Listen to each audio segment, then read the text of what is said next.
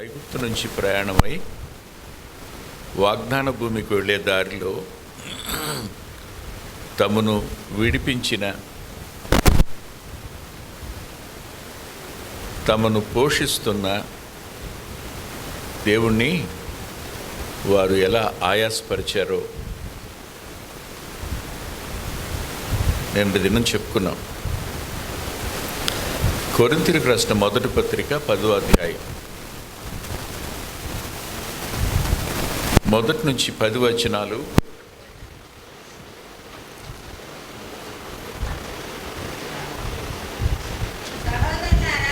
అమ్మా కాదురా, మొదటి నుంచి 10 వచనాలు నేను చెప్తున్నాను. మొదటి నుంచి 10 వచనాలు జరిగిన సంభవాలన్నీ రాస్తున్నాయి. 11వ వచనం మనం చదువుకోవాలి. చూద్దాం. ఈ సంగతులు దృష్టాంతముగా వారికి సంభవించి యుగాంతముందున్న మనకు బుద్ధి కలుగుటకై వ్రాయబడిను. ప్రేమగల తండ్రి, పరిశుద్ధుడు అయిన గొప్ప దేవ, లేఖనం మీది వారు మీ ఎడల అలా ఎలా ప్రవర్తించారు అని మేము ఆశ్చర్యపోవటం కాదు, మేము కూడా వారికంటే మరి శ్రేష్టమైన పస్కా బలి రక్తం కాకుండా మీ రక్తంలో కడగబడి పవిత్రపరచబడిన మేము కూడా జీవజలాన్ని, జీవాహారాన్ని, నిత్య జీవాన్ని, నీ రక్షణానందాన్ని అనుభవిస్తున్న మేము కూడా మిమ్మల్ని దుఃఖపరిచామని, బాధ పెట్టామని, నేటి దిన పరిస్థితులకు ఎవరో కాదు మేమే కారణమని ఒప్పుకోవడానికి మీ పాదాల దగ్గరికి వచ్చాం. మా అంతరంగాలలో దుఃఖం ఉంది. మా మనసులో మా పిల్లలు విషయంలో భయం ఉంది.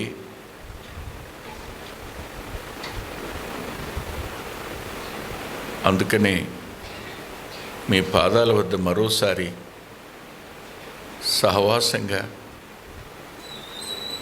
క్షమాపణ చెప్పాలని, పశ్చాత్తాపంతో మా అందరి లోపాలు మేము అనుకుంటూ పశ్చాత్తాపడడం కోసం మాకు మంచి సమయాన్ని సంప్రాప్తింపు చేయమని, లేఖనం మీది మాట్లాడుతున్నవాడు నీ పాత పరిచారకుడు, వింటున్నవారు నీ యందు ఆకలి దప్పిక కలిగిన వారు,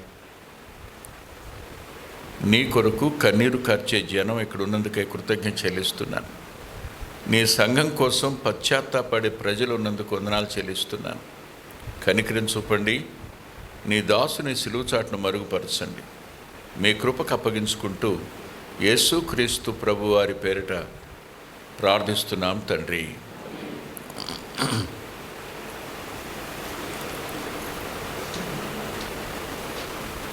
ఈ 10వ అధ్యాయంలో 9వ వచనం చూడండి. మనము ప్రభువును శోధింపక యుందము. మనము ప్రభువుని, అంటే క్రీస్తు అని రాసుంటుంది క్రింద, శోధింపక యుందము అని. దేవుని పిల్లలై ఉండి దేవుణ్ణి శోధించడం.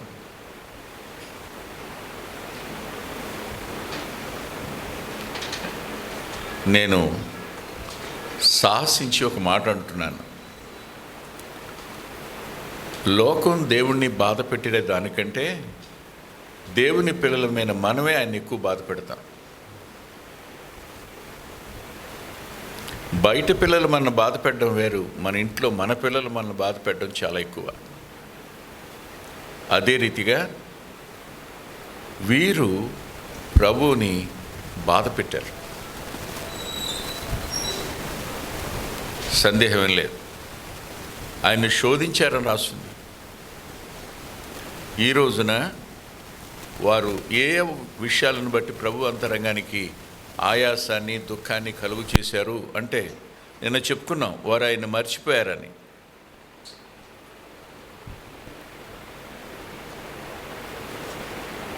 రెండు, వారు ఆయన నమ్మలేదని, నమ్మకపోయారని. సాధారణంగా చదువు మనకేమనిపిస్తుందంటే, ఇదేంటి నమ్మకపోవటం ఏంటి, ఆయన మర్చిపోవటం ఏంటి, అరే, ఆయన వారికి ఉదయం తెల్లవారగానే వారి పాళ్యం చుట్టూ మన్నాను కురిపించాడు కదా, వారికి దాహం అయితే బండ నుంచి నీరిచ్చాడు కదా, పగలు మేఘస్తంభంగాను రాత్రి అగ్నిస్తంభంగాను వారి మధ్యలో ఉన్నాడు కదా, పగలు ఎండ తగలకుండా ఉన్నాడు, రాత్రి చలి తగలకుండా ఉన్నాడు కదా. ఎలా ఇలా చేశారు వీళ్ళు అని మనం అనుకుంటాం. కానీ వారికంటే మరీ ఎక్కువగా మనం ఆయన బాధ పెట్టాం. మనకు దృష్టాంతం ఎందుకు రాయాలి? మానవ స్వభావం ఎప్పుడూ అంతే. మనం భక్తులు అనుకుంటాం, కానీ నేను మంచివాణ్ణి అనుకున్న భావంలో కనిపించే స్వయం, అహం, గర్వం ఉన్నాయే, ఇవి దేవుణ్ణి అత్యధికంగా బాధ పెట్టేవి. నేను వట్టివాణ్ణి, దేవుని కృప చొప్పున బ్రతుకున్నా, దేవుని మహాకృప వాత్సల్యతను బట్టి రక్షించబడ్డాను, నేను ఇంకా సజీవునిగాను కాలు జారకుండా ఉండడానికి కారణం ఆయన, నేను కాదు. ఈ అవగాహన ఉన్నంతకాలం మనం కాలేబులాగా ఉంటాం, మనం యెహోషువ వలె ఉంటాం. అలా కాకపోతే సణిగిన. చూడండి, ఇప్పుడు 3వది సణగడం. 106వ కీర్తన 25వ వచనం.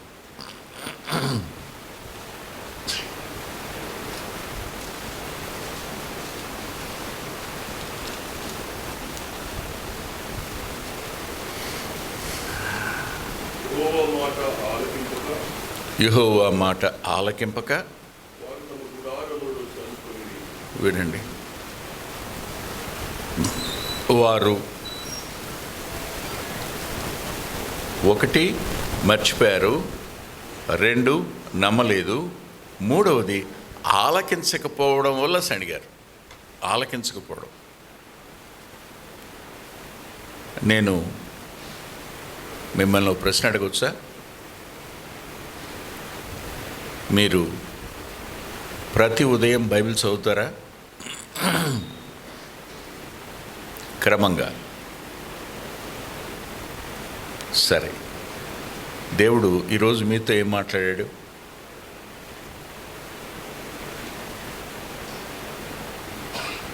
ఆలకించారా? హడావుడిగా చదవడం కాదుగా, మన పనులు ముఖ్యం అనుకుని చదవడం కాదుగా, చదవాలి కాబట్టి నీ యాంత్రికంగా చదవడం కాదుగా, లేఖనంలో నుంచి అనుదినం మాట్లాడే దేవుని స్వరాన్ని మనం ఆలకించడం లేదు అని అంటే వారికి మనకి వ్యత్యాసం ఉంది.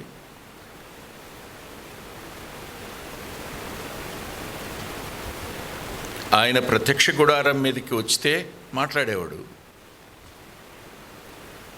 మేఘం వస్తే ఆయన నడిపింపు చూసేవారు. కానీ మన అంతరంగంలో పరిశుద్ధాత్ముడు నివాసం చేస్తున్నాడు. మన ముందు లేఖనం ఉంది, దేవుని స్వరాన్ని లేఖనంలోంచి ఎప్పుడూ వినే అవకాశం ఉంది.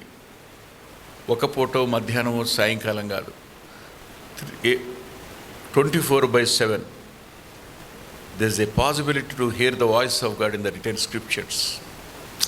వ్రాయబడిన లేఖనాల్లో దేవుని స్వరం వినే అవకాశం ఎప్పుడూ ఉంది. కానీ మనం ఎన్నిసార్లు విన్నాం? ఎన్ని రోజులైంది మీరు దేవుని వాక్యంలోంచి దేవుని స్వరం విని? చెప్పండి. వాళ్ళకి మనకి వ్యత్యాసం ఏంటి? వారు సణిగిరి అని రాశాడు. ఎందుకు సణిగారు? సనగడానికి కారణం ఏంటి? సనగటం ఎలాంటిదో మీకు తెలుసా? సణుగుట అనేది ఎవరు అలవాటు? సిస్టర్స్దా, బ్రదర్స్దా?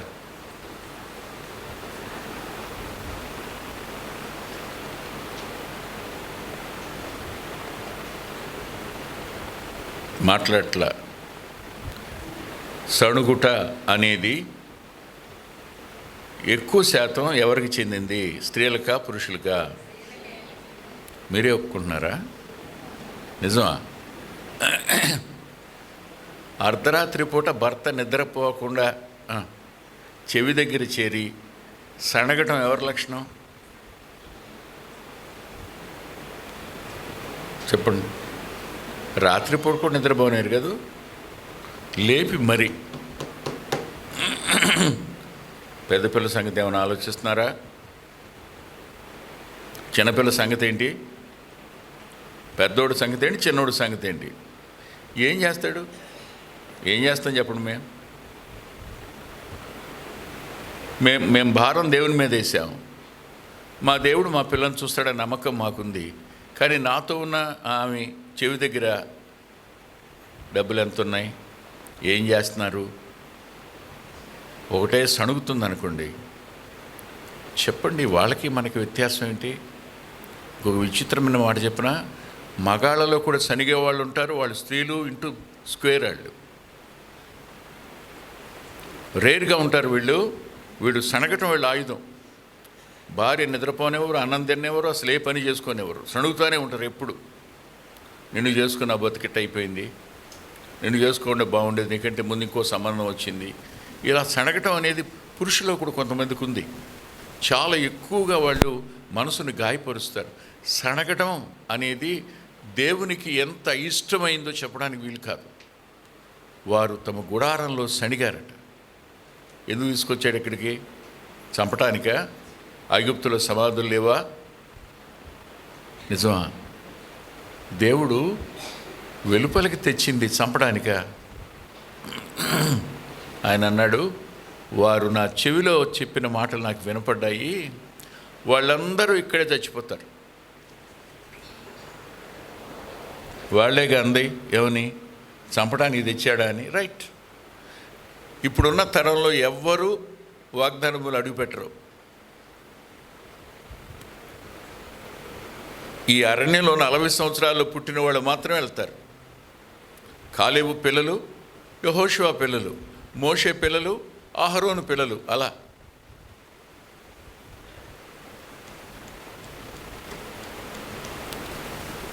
సనగడం అంటే దేవుని యొక్క సార్వభౌమాధికారం మీద తిరగబడడం.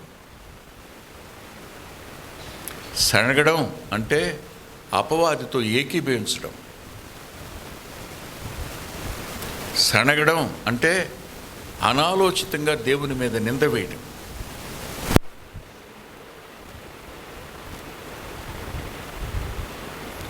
అవును, ఆపరేషన్ ఎందుకు చేస్తారు వైద్యులు?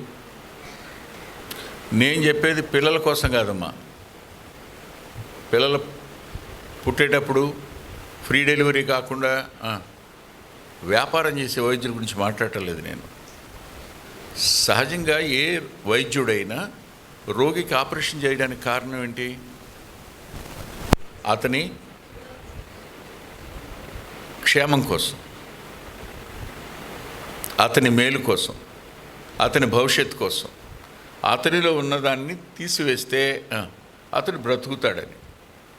దేవుడు కూడా మనల్ని పరిస్థితులు కూడా ఎందుకు తీసుకెడతాడు? ఎప్పుడు దేవుడు తప్పు చేయడు. మనం తప్పు చేసి తెచ్చుకుంటాం, కానీ తప్పు చేసినా సరిచేయగలిగిన సమర్థుడు ఆయన. మీరు ఆలోచించండి, యోనా పొరపాటు చేశాడు, కానీ దాన్ని ఆయన ఆధారం చేసుకుని ఓడవారిని అందరినీ రక్షించాడు. దేవుడు మన తప్పుల్ని కూడా ఆత్మల రక్షణార్థం వాడుకోగలిగిన శక్తిమంతుడు. అలాంటి వాడు మన జీవితంలో అనుమతించిన వాటన్నిటినీ బట్టి మనకు మేలే చేస్తాడు, కానీ కీడేం చేయడు. అది అవమానమైనా, నిందైనా, బాధ అయినా, నష్టమే అయినా దాని అంతటి వెనక దాచిన మేలుంటుంది. మనకు అర్థం కాదు అది. ఈ కారణం చేత ఏం దేవుడో ఏంటో, ఏం ప్రార్థన ఏంటో, ఏవమ్మా విరక్తి వస్తుంది. ఎవరి మాటలు ఇవి? వాళ్ళ మాటలే. అవి మనకు దృష్టాంతంగా రాయబడ్డాయి అన్నాడు. ఒక మాట చూడండి, నిర్గమాకాండంలో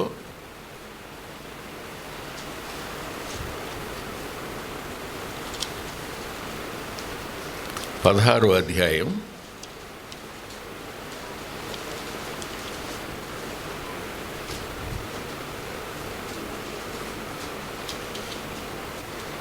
11వ వచనం.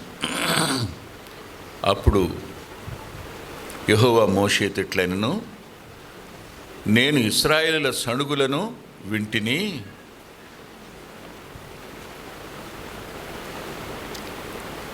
నీవు సాయంకాలమున మీరు మాంసము తిందురు, ఉదయం ఆహారము చేత తృప్తి పొందుదురు, అప్పుడు మీ దేవుడని యెహోవా నేనే అని మీరు తెలుసుకుందురని వారితో చెప్పుము అనెను. ఎందుకు సండి గారు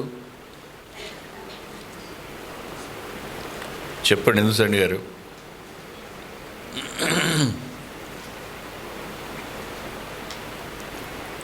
మన్నా వాళ్ళ దృష్టికి సవి సారం లేని ఆహారంలాగా ఉంది. కాలు వాయకుండా, బట్ట మాసిపోకుండా, చెప్పు తెగకుండా మనకి కావలసిన సమస్తాన్ని ఇచ్చే ఆ బలమైన ఆహారం కంటే ఏం కోరుకున్నారు? ఆ కుండల దగ్గర మేము తిన్నటువంటి మాంసం గుర్తొస్తుంది, కీరగాయలు గుర్తొస్తున్నాయి, అవి గుర్తొస్తున్నాయి, ఈ గుర్తొస్తున్నాయి అన్నారు. అంటే ఏంటి వాళ్ళ బాధ? అవును, నాకు ఒక్క చిన్న డౌట్ ఉంది, మీరు ఎవరైనా తీర్చగలరా? వీళ్ళు బయలుదేరేటప్పుడు వీళ్ళతో పాటు మందలు లేవా, గొర్రెలు లేవా? అన్నీ ఉన్నాయిగా, మరి అవి వండుకోవచ్చుగా. ఎందుకు సండి గారు? దేవుడే ఇవ్వాలి. నా వాటిలో నేనేమి నాకు ఖర్చు పెట్టుకోను, సమస్తం ఆయన మీద భారం వేస్తా. ఆయన ఇవి ఇచ్చింది ఎవరు? వారు తమ మందలతో కూడా, ఆయన అంటాడు ఒక్క డెక్క కూడా విడిచిపెట్టను అంటాడు మోషే. కానీ దేవుడు మాంసం పెట్టలేదని సండిగారు. చాలాసార్లు అంటుంటాను నేను, మంచోడు బుద్ధి మాంసం దగ్గర తెలుస్తుందంటాడు. మాంసం కూర దగ్గర భోజన పంక్తిని కూర్చుంటాడు, చాలా మంచోడు పాపం, ఎప్పుడు మాట్లాడు. కానీ పక్క వాళ్ళకి తనకంటే 2 ముక్కలు ఎక్కువ పడితే మాత్రం ఆయాసం వచ్చేస్తే పిలిచి ఆయన తిడతాడు. బుద్ధి ఎప్పుడు బయటపడుద్ది. వీళ్ళు దేవుడు మాంసం ఇవ్వలేదని సణిగితే ఇచ్చాడు, కానీ అది ఇంకా పళ్ళ సందులో ఉండగానే వారికి మరణం సంప్రాప్తించింది. అందుకనే ఇదే కొరింథీ పత్రిక మొదటి పత్రిక 10వ అధ్యాయంలో మనం చూసాం, చూడండి.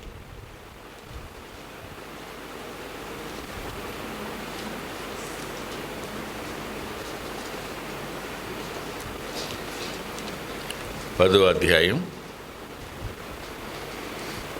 10వ వచనం. మీరు సణగకుడి, వారిలో కొందరు సణిగి సంహారకుని చేత నశించిరి. సణగడం అనేది దేవుని ప్రణాళికకు విరుద్ధమైంది. సణగడం అనేది దేవుని ఆలోచనకు సరిపడనిది. ఈ సణగడం వల్ల వారు సంహారకుని చేతిలో చిక్కారు. ఇంకా ఆశ్చర్యం ఏంటంటే, నాకు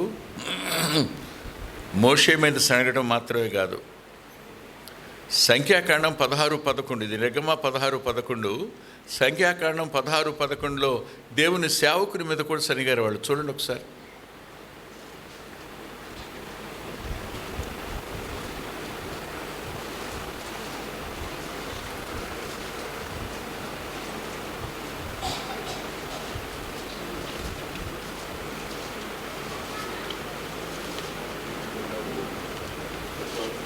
చదువునాను.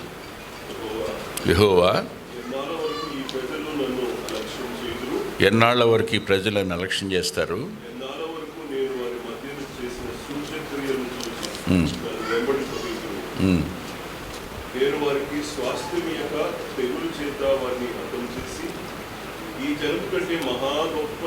నానా సంఖ్యాకాండం 16:11, అది నిర్గమ 16:11, సంఖ్యాకాండం 16:11. రిఫరెన్స్ ఏమే, పుస్తకాలు వేరు. కానీ అక్కడేమో చూడండి, ఇక్కడ చదవండి ఇప్పుడు 11. ఇందు నిమిత్తము నీవును నీ సమస్త సమాజమును యెహోవాకు విరోధంగా పోగయ్యారు. అహరోను ఎవడు?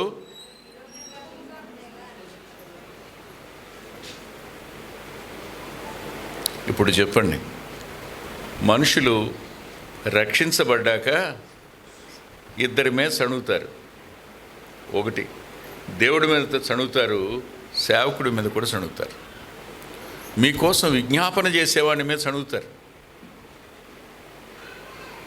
గుర్తుపెట్టుకోండి, సేవకుని స్థానం సామాన్యమైనది కాదు.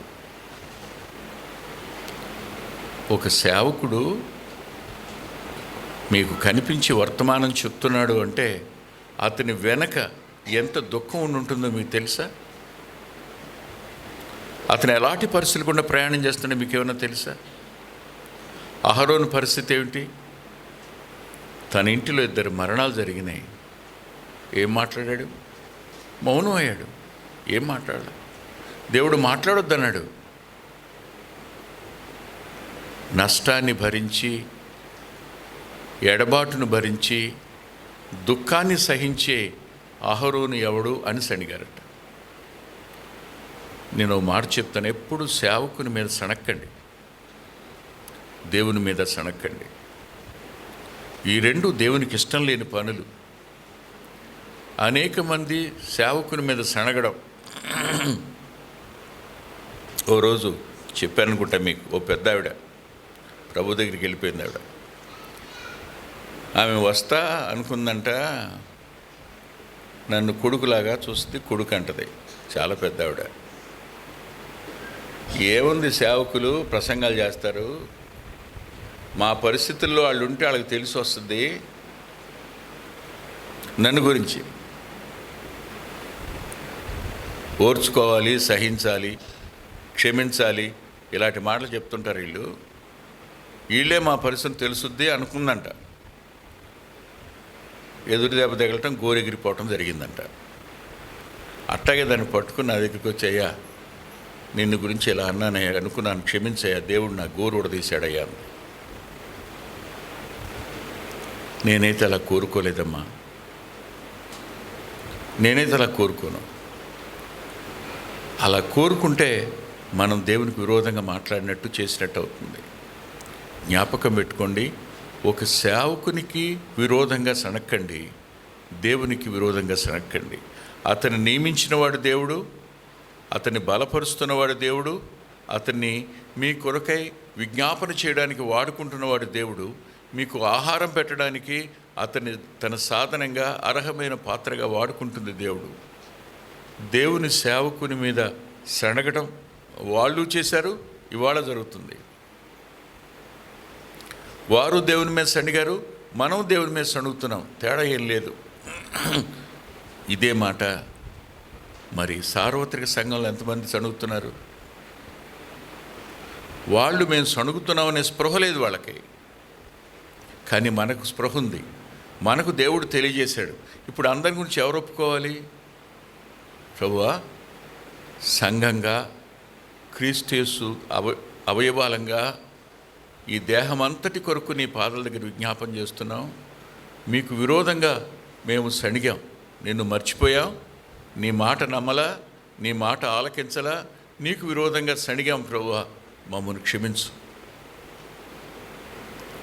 మమ్మల్ని మరలా తిరిగి పరిశుద్ధపరచు. నీ వాక్యోదకం చేతమను కడుగు. అది ముడతైనా, డాగైనా, కళంకమైనటిది మరేది లేకుండా ఉండేట్టుగా ఆయన నిలబెడతాడని లేఖనంలో ఎఫ్సీ పత్రికలో 5వ అధ్యాయంలో రాసేవు కదా నాయన. అలా మమ్మల్ని చేయి. మా అంతరంగానికి అంటిన మలినం, మా మనసాక్షికి ఏర్పడిన దోషం, ఇవి మేము గ్రహించడానికి కృప చూపించారు. అనేక మంది గ్రహించరా. ఏంటోనమ్మా, మరి వాళ్ళంత చెలరైపోతున్నారు, దేవుడేం చేయట్లేదు, దేవుడేం పట్టించుకోవట్లేదంటే సనగటం కదా. ఈ అమ్మాయి ఇంత పని చేస్తున్నా దేవుడు ఎందుకని ఊరుకుంటున్నాడు? సనగటం కదా. ఈ పని మనం చేసాము, అల్పంగా చేసామో అధికంగా చేసామో తెలీదు, మిగిలిన వాళ్ళు కూడా చేశారు. సార్వత్రిక సంఘం చేసిన ఈ సణుగుడిని బట్టి దేవుని అంతరంగానికి ఆయాసం కదా. అదేగా 139వ కీర్తన 24వ వచనం, నాలో ఆయాసకరమైన మార్గం ఏదైనా ఉందేమో దేవుణ్ణి ఆయాసపరిచే పని మనం చేస్తున్నాం. ఆయన పిల్లలమై ఉండి, ఆయన పనివారమై ఉండి, ఆయన అవయవాలమై ఉండి శిరస్సు మీద మనం సనగడం, శిరస్సును మర్చిపోవడం, శిరస్సు మాట వినకపోవడం, శిరస్సుని నమ్మకపోవడం, ఇవన్నీ మనం చేస్తున్నప్పుడు దేవుని మనసు ఎలా ఉంటుందో చెప్పండి.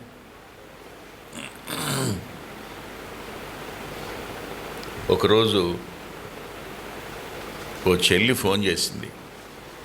ఫోన్ చేసి, అన్నయ్య, నేను ఇదంతా వదిలిపెట్టేసి మీ దగ్గరికి వచ్చేద్దాం అనిపిస్తుంది అన్నయ్య. ఏరా అన్న, ఏం ప్రయోజనం అన్నా? నేను ఇంత కష్టపడి ఏం ప్రయోజనం? నేను సంపాదించి ఏం ప్రయోజనం? నా కుమార్తె దగ్గర నాకు సరైన స్థానం లేదు. ఇష్టం ఉంటే మాట్లాడద్ది, లేకపోతే లేదు.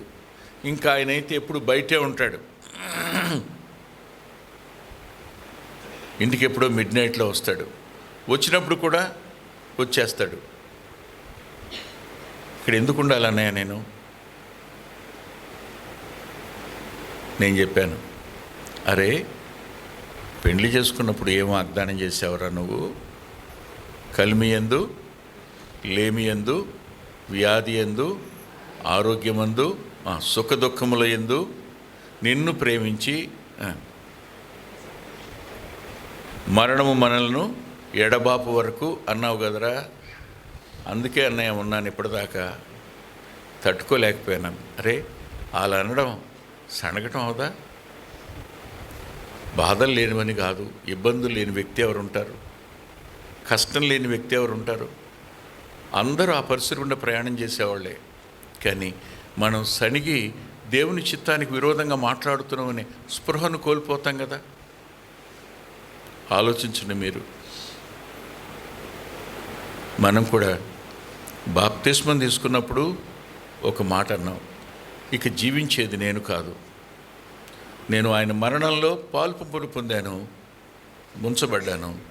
నేను పైకి లేపబడ్డాను, ఆయన పునరుద్ధానంలో పాలుపంపులు పొందిన వాడిని నేను. ఇక జీవించేది నా యందు క్రీస్తే అన్నాం. కానీ మరి ఇవన్నీ క్రీస్తు ప్రభు చేశాడు ఎక్కడైనా? ఆయన వలే బతకటమే కదా భక్తి అంటే. ఆయన ఎప్పుడు నమ్మలా? ఆయన ఎప్పుడు మర్చిపోయాడు? ఆయన ఏనాడు సణిగాడు? ఏనాడు తండ్రి స్వరాన్ని వినకుండా అలక్ష్యం చేశాడు? లేదుగా. కానీ మనం మాత్రం అవేమీ చేయం. ఆయన్ని బాధ పెట్టడానికే మనం ఎప్పుడు ఇష్టపడుతుంటాం, సణుగుతుంటాం, శోధిస్తాం. ఇది నేను ఎప్పుడూ చేయలేదు అని ఎవరు చెప్పగలరు?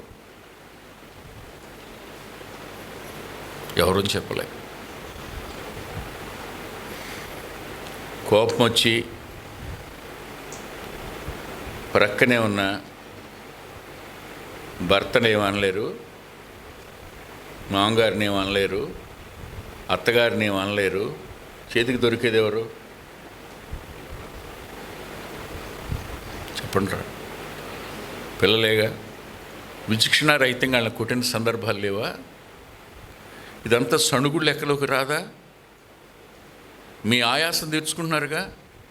వాళ్ళు ఏం తప్పు చేశారు? వాళ్ళు ఏం చేశారు? చెప్పి కొట్టారా మీరు? ఎందుకు కొట్టావో నీకే తెలీదు. నీ ఆయాసం చూపించుకున్నావు అంతే, నీ బీపీ తగ్గించుకున్నావు. ఇవన్నీ దేవుడు చూడడం లేదా? ఇవన్నీ ఆయన రాయడా?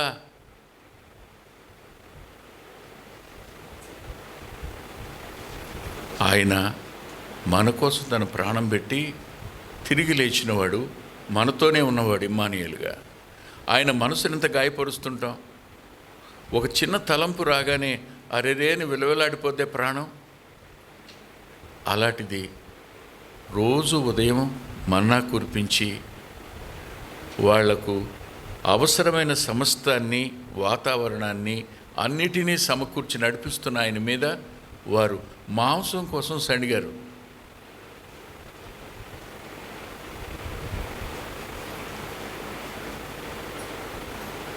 మాంసం కోసం అంటే నాకు మాంసాహారం మీద విరక్తి కలగడానికి మా నాన్న కారణం. ఆయనకి కూరలో ఆ వాసన రాకపోతే అన్నం తిండక ఏదో ఒకటి పడాలి. ఆయన డ్యూటీ నుంచి వచ్చేటప్పుడు వాసన గుమ్మం దగ్గరికి రావాలి. రోజు అన్ని పూట్ల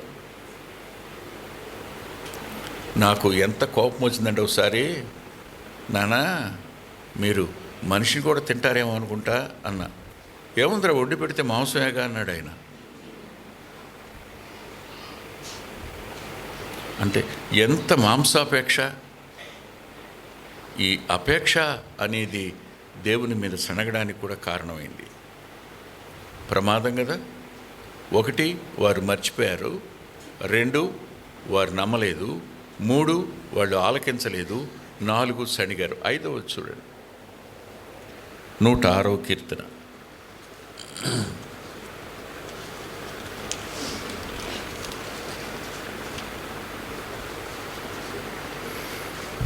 ఇరవై 9వ వచనం.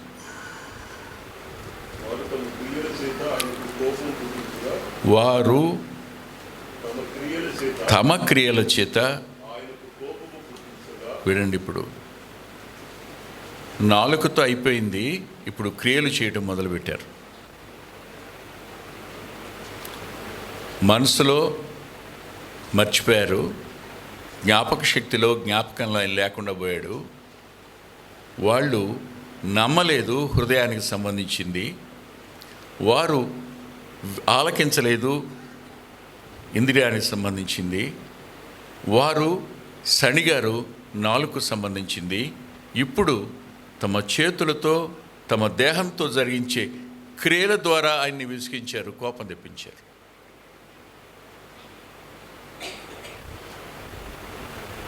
ఇప్పుడు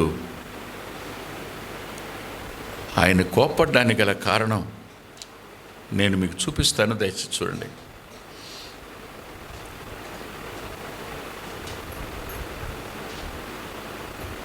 28వ వచనం. మరియు వారు బయల్పెయోరును హత్తుకొని చచ్చిన వారికి అర్పించిన బలిమాంసము భుజించిరి. వారు తమ క్రియల చేత ఆయన కోపం పుట్టింపగా వారిలో తెగులు రేగగా అన్నాడు.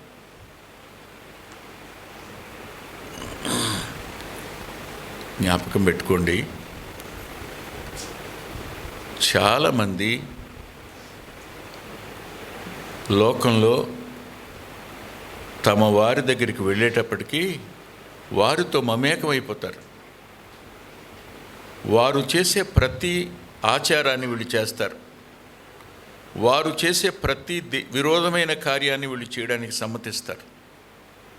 అవి క్రియలు. మా ముత్తాతల నుంచి వస్తే రావచ్చు.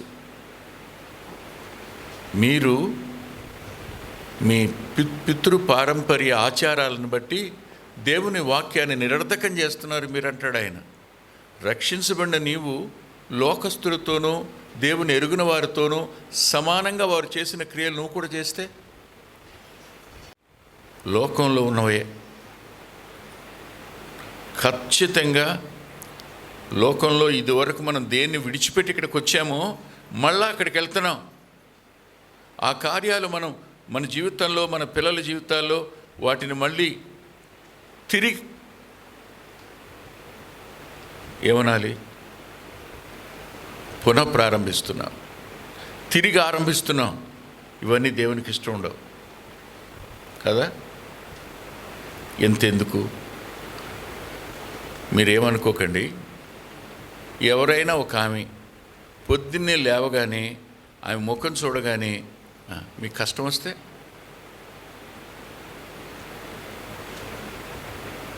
ఎందుకు కష్టం? ఈ మధ్యకాలంలో ఉయ్యూరు మన మందిరంలో ఒక ఆయన మరణించాడు. చాలా మంచోడు ఆయన. ఆ చెల్లి కూడా చాలా మంచిది. ఆ ఇంటికి వచ్చేటప్పటికి అద్దె వాళ్ళకి తినడానికి తిండి లేదు. అద్దెకి ఇవ్వడమే కాకుండా వీళ్ళే పోషించారు.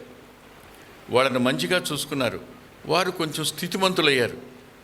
మొన్న ఈమె చనిపోయిన తరువాత, ఆయన చనిపోయాక ఈమె మొట్టమొదటి గుమ్మంలో కనపడగానే పొద్దున్నే లేచి నీ మొహం చూడాల్సి వచ్చింది ఏంటి అన్నదంట.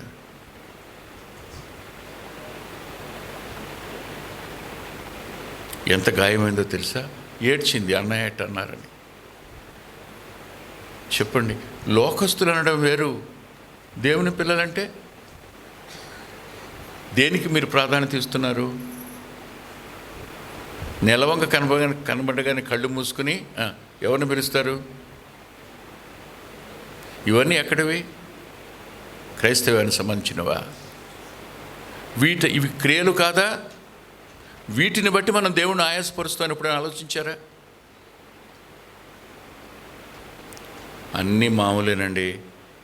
కట్టేటప్పుడు మాత్రం తప్పనిసరిగా సిద్ధాంతం పిలవాల్సిందే. ఎందుకు? ఇంజనీరింగ్ తెలియదు, సిద్ధాంతం తెలిసినా? గాలి వెలుతురు సవ్యంగా వస్తే చాలుగా. లేదండి, ఇది కలిసి రాదు. ఎవరు చెప్పాడు నీకు? నిన్ను మానసికమైన బానిసత్వంలో తీసుకెళ్ళే క్రియలు కాదా ఇవన్నీ? భారతదేశ ప్రజలను బానిసత్వంలోనికి తీసుకుని వెళ్ళడం జరిగిపోయింది ఎప్పుడో. ఇప్పటికీ అవి పోవు. మీరు బయలుదేరే ముందు మీకు ఎవరైనా ఎదురొస్తే చాలు, ఓ పిల్లి ఎదురొస్తే చాలు. ఇవన్నీ ఎక్కడివి చెప్పండి మీరు? సాంప్రదాయబద్ధమైనవి కావు ఆలోచనలన్నీ. ఇలాంటి ఆలోచనల వద్ద మనం దేవుణ్ణి బాధ పెడుతున్నామని కానీ, ఆయన ఆయాసపరుస్తున్నామని కానీ, ఆయన దుఃఖపెడుతున్నామని కానీ, ఆయన అంతరంగానికి క్షోభ కలుగు చేస్తున్నామని కానీ, ఆయన మన నిమిత్తం ఆవేదన చెందుతున్నాడని కానీ ఎప్పుడైనా ఆలోచించామా? సర్వసాధారణం. అమ్మ కొంచెం ఎదురు రావే.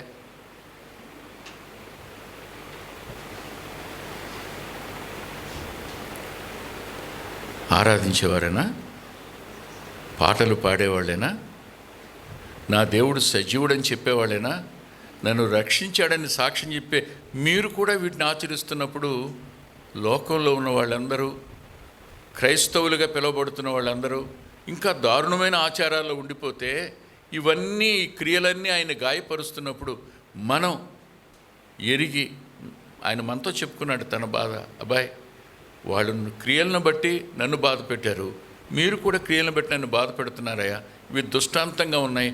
ఈ కాలంలో, చివరి కాలంలో మీరన్నా పశ్చాత్తాపడండి అని మనతో అంటున్నప్పుడు, ఇప్పుడు అందరి నిమిత్తం దేవుని పాదాల దగ్గర పశ్చాత్తాపడవలసింది ఎవరు? వాళ్ళకి తెలీదు. వారిని క్షమించమని అడగవలసింది ఎవరు? మనమే.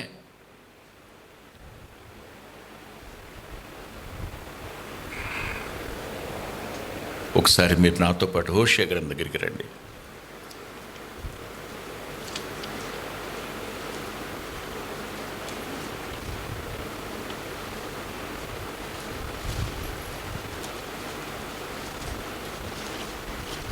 హోషేయ గ్రంథం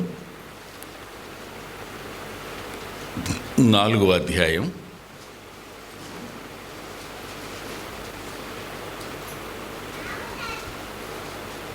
9వ వచనం.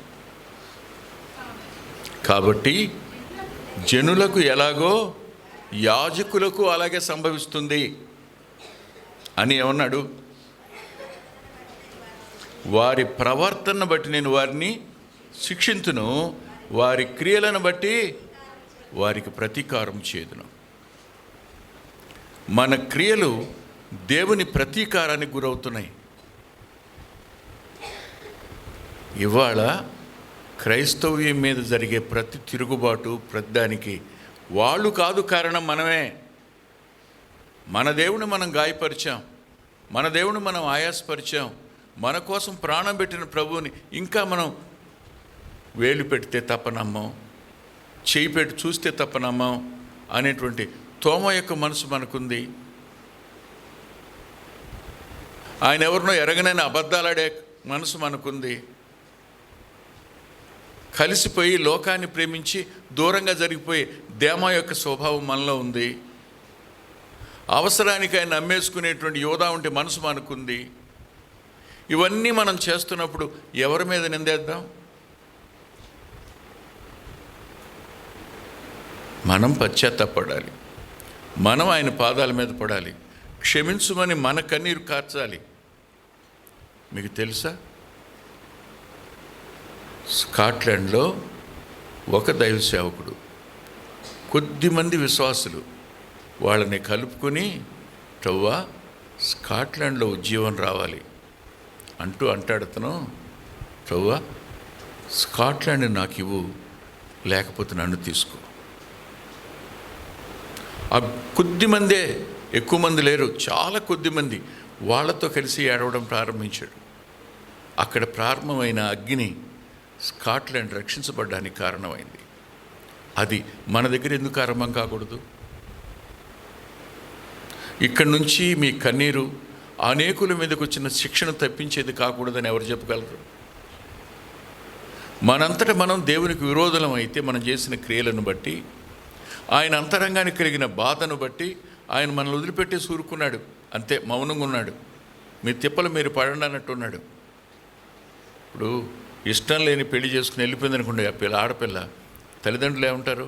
నీ తిప్పలు నువ్వు పడు, ఇక మాకు నీకు సంబంధం లేదనరా? అదే పరిస్థితి మనం తెచ్చుకున్నామేమోగా. ఇంకొక మాట కూడా చూడండి, వెనక్కి రండి. ఇర్మియా గ్రంథం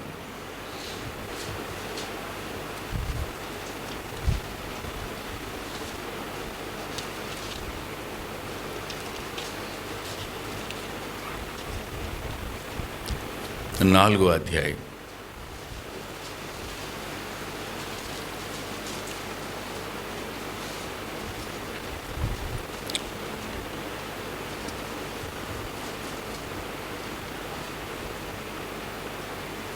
పదిహేడు 18 వచనాలు.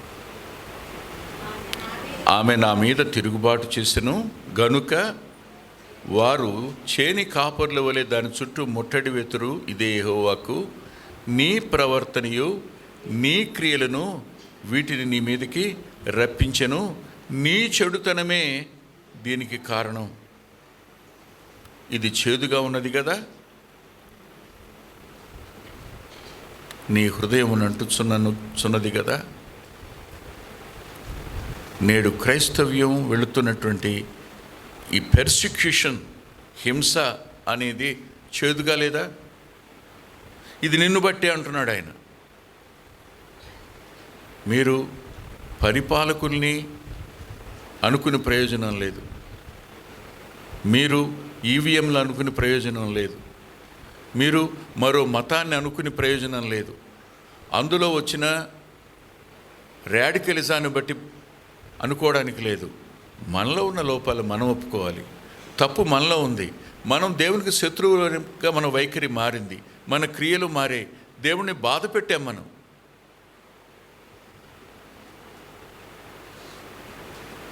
ఇది క్రియల చేత కోపం పుట్టించింది. ఇక ఆఖరి మాట చెప్తాను చూడండి, 106వ కీర్తన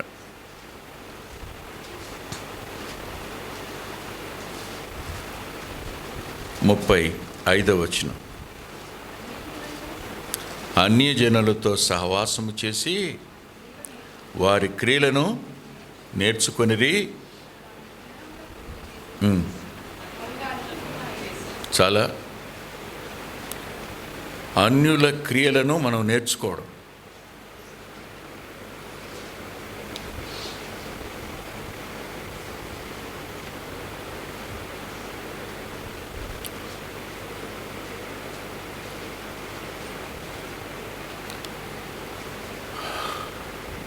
ఒకటండి,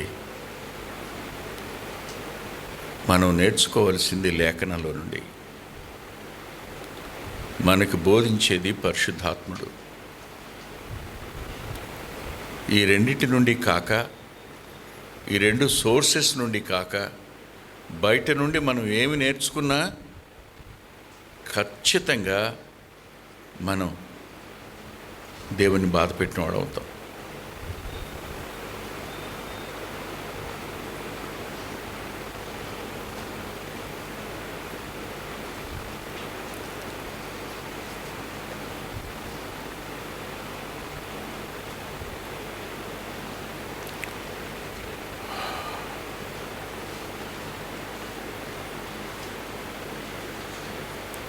ఉద్యోగం చేస్తుంటారు,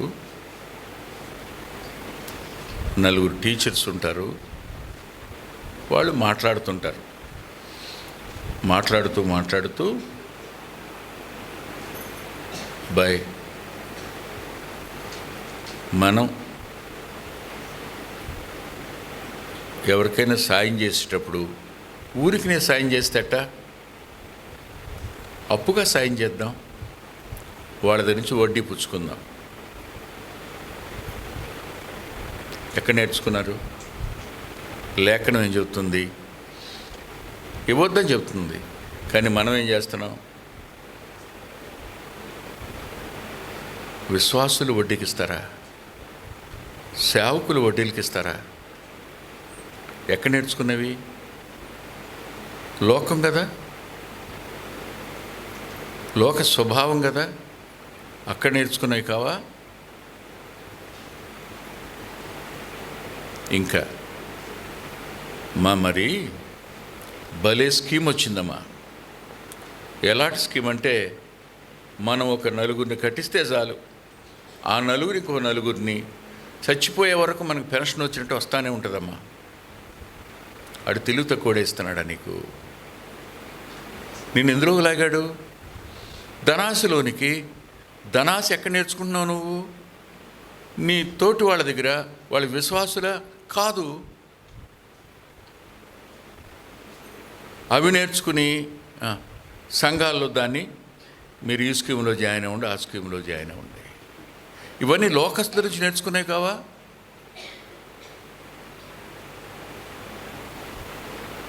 ఇంకా దారుణం ఏంటంటే, ఏం పర్వాలేదండి, మంచి సినిమా చూడొచ్చు. అసలండి ఆ సినిమా తీశాడు, ఎంత అద్భుతంగా తీశాడో మీకేం తెలుసు? నేను చూశాను, చూడండి ఒకసారి. ఇది సెల్ ఫోన్లో వచ్చేస్తుంది కదా, చూడొచ్చా? మన జ్ఞాపకాలు మనల్ని వెంటాడతాయి. వాళ్ళు చూపించేటువంటి కామోద్రేకమైన దృశ్యాలు కానీ, వాళ్ళు మాట్లాడిన ద్వంద్వార్థ పదాలు కానీ, వారు మాట్లాడిన పదజాలం కానీ మనల్ని ఏం చేస్తే చెప్పండి? ఇట్ హంట్సస్, మనల్ని వెంటాడుద్ది. వాక్యం మీద మనసు ఉండదు, హృదయంలో వాక్యం నిలిచే అవకాశం ఉండదు. థామస్ వాట్సన్ ఒక మాట అన్నాడు, ఒక వస్తువు మీద పాదరసం పూసేసి దాని మీదకి దేన్ని అంటించడం అయినా నీ వల్ల కాదన్నాడు. ఒక వస్తువునికి పాదరసం పూసేయి, దాని మీద ఇంకేం అంటుకున్నా అంటదట. అలాగే ధనాశ ఎప్పుడు మనలోకి వచ్చిందో ఇంకేమీ అంటదు. దేవుని జీవం అంటే అవకాశం లేదు, దేవుని ప్రత్యక్షత అంటే అవకాశం లేదు, దేవుని గుణలక్షణాలు అంటే అవకాశం లేవు. ఇవన్నీ మనం ఎక్కడ నేర్చుకున్నాం? మొన్న ఎవరో అంటున్నారు, అన్నయ్య ఇప్పుడు సీరియల్ సంగతి మీకు తెలుసా అంటే తెలియదు అన్న. ఒకే అమ్మాయికి 2 భర్తలు, 5 ఎందుకు ఉండకూడదని అడుగుతుందట ఆవిడ. ఈ స్థాయికి దిగజారిపోయిందా మన సంస్కృతి అన్న? ఇంకా దారుణంగా ఉందన్నయ్య. ఏమి నేర్పుతుందో లోకం? అవి మనం నేర్చుకొని ఇంటిలో టీవీలో పెట్టుకుని కూర్చుని గంటలు గడుపుతున్నాంగా. సెల్ ఫోన్లో అత్యధిక కాలం ఉండేది ఎవరు? ఏం చూస్తున్నారు అందులో? ఏమి నేర్చుకుంటున్నారు అందులో? దేవుని వాక్యమా? దేవుని ప్రత్యక్షత? ఆత్మ నడిపింప? సంఘక్షేమమా? నీ ఆత్మీయ లాభమా? ఏం కాదుగా, నష్టపోవడమేగా. దీనివల్ల దేవునికి కోపం తెప్పిస్తే ఆయన ఏం చేశాడు చూడండి. ఇప్పుడు 106లో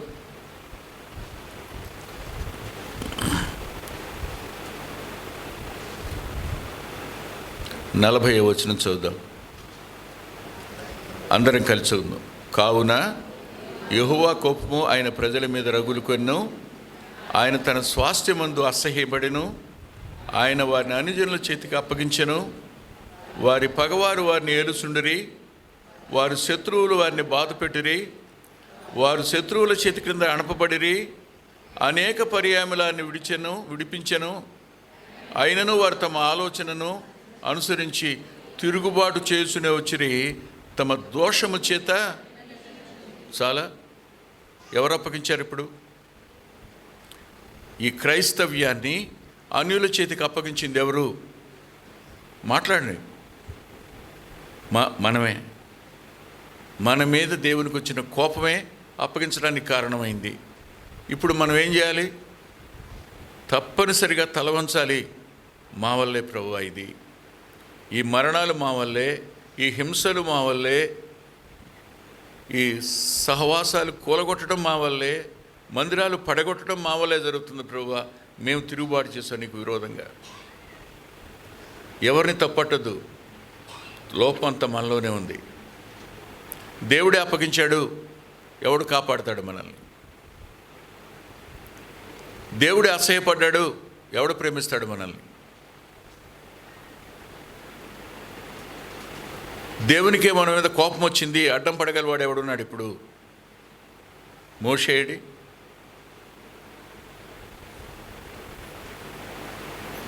కానీ ఇక్కడే పరిష్కారం కూడా రాశాడు 106లో. చూడండి 44. అయినను, ఇదండి ఏడుపొచ్చిన మాట, అయినప్పటికీ నువ్వు ఏడ్చావా, ఆయన వింటాడు. అయినను వారి రోదనము తనకు వినపడగా వారి కలిగిన శ్రమలను ఆయన చూచెను. వారిని తలంచుకొని ఆయన తన నిబంధనను జ్ఞాపకం చేసుకొనెను. తన కృపా బాహుళ్యమును బట్టి వారిని కరుణించెను.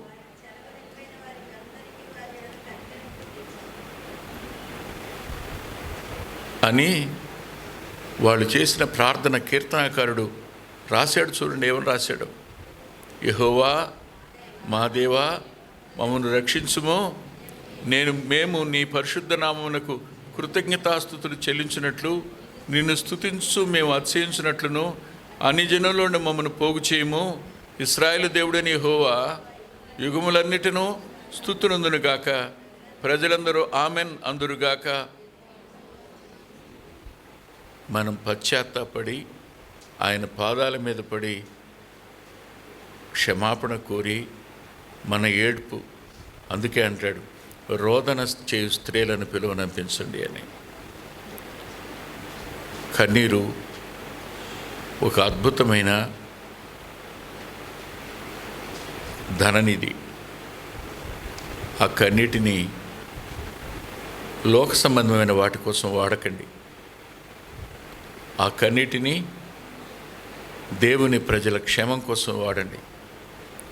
ఆ కన్నీటిని దేవుని కోపం ఆపడానికి వాడండి. ఆ కన్నీటిని దేవుడు మన మీద జాలిపడడం కోసం వాడండి. మీ కన్నీరు ఆయన పాదాల మీద పడనివ్వండి. అలాంటి రోదనం చేయండి. అప్పుడు ఆయన పడుతున్న శ్రమను చూస్తాడు. ఖచ్చితంగా రక్షించడానికి సమర్థుడు ఆయన. ఇప్పుడు పరిష్కారం ఎవరి చేతుల్లో ఉంది? మన చేతుల్లోనే ఉంది. బహుశా ఈ వర్తమానం ఎవరైనా వింటే క్రైస్తవులే నన్ను చంపాలనుకుంటారు మొట్టమొదటిగా. వాళ్ళు ఎవరు చంపాలనుకోరు, వీడిని చంపేయాలి మొట్టమొదట, వీడు చీడ పురుగు మనకు అనుకుంటారు. ఎందుకని? ఎవరికి ఇష్టం ఉంటుంది మన లోపాలు చెప్తే?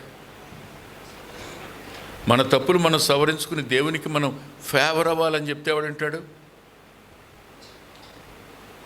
అయితే కావచ్చు కాక దేవుడు నాకు ఇచ్చిన వర్తమానం ఇది మీ మధ్య పంచుకున్నాను.